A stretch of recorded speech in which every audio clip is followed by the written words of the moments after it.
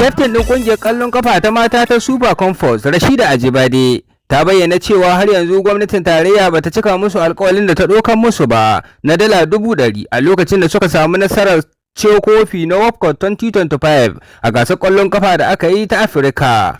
Rashida Ajibade ta bayyana cewa har yanzu kyaututtukan da aka yi musu alƙawali ciki kuwa har da dala 100,000 ba su riga sun fara zuwa a gare su ba. Muna ɗauke da ƙarin bayani dangane da wannan rahoton.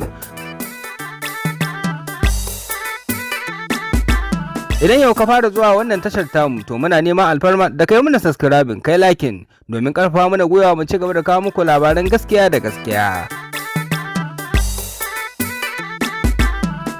Rashida Ajibade ta bayyana cewa har yanzu ba a ba su dala 100,000 ba da gwamnati ta yi musu alkawali, hari da wasu kyaututtuka waɗanda aka alkawalanta musu a lokacin da suka zo da kofin World Cup na 2025.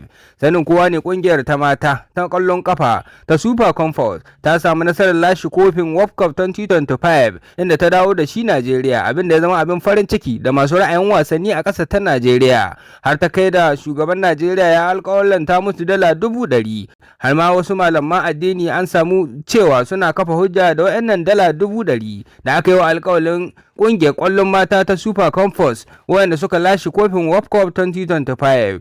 To fa yanzu Rashida Ajibade wadda ita ce kyaftin din na kungiyar ta bayyana har yanzu kudaden ba su so hannunsu ba, balantana ma wasu kyaututtuka da an kai musu alkawali. Duk da yake Rashida Ajibade wadda ita ce kyaftin a kungiyar Super Comfort ta bayyana cewa lalle ba su ɗebe tsammani ba, a koda yaushe suna jiran alkawalin na shugaba Tinubu ya cika. To komai za ku ce akan wannan lamarin? Kuna da damar tufa albarkacin bakin ku a ƙarshen comment section. Idan yanzu ka fara ganin mu akan manhajar YouTube to muna neman alfarma kai mana subscribing sannan ka yi liking domin karfafa mana gwiwa mu ci gaba da wallafa muku labaru na gaskiya da gaskiya.